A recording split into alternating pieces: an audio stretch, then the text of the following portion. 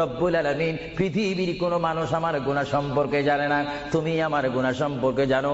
আমি এমন গুনাহ করেছি আমার বিবি জানে না, বিবি গুনাহ করেছে আমি জানি না। আল্লাহ তুমি সব কিচ্ছু জানো, হে আমার প্রভু তুমি আমাকে মাফ করে দাও।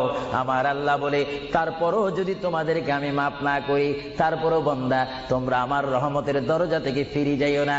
আমি তোমাদেরকে হুকুম দিচ্ছি, ওয়ালাউ আন্নাহুম ইয যালামু আনফুসাহুম জাউকা, বান্দারে যদি গুনাহ করে ফেলো আমার রহমত থেকে মুখ ফিরে তুমি চলে যাইও না।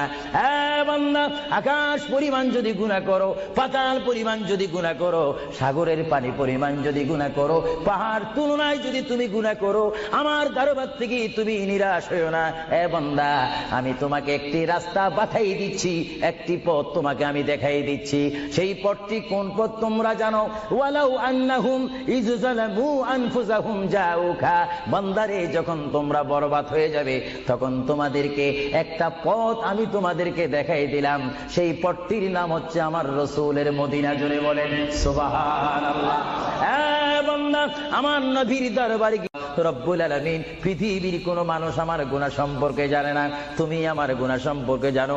আমি এমন গুনাহ করেছি আমার বিবি জানে না, বিবি গুনাহ করেছে আমি জানি না। আল্লাহ তুমি সব কিচ্ছু জানো, হে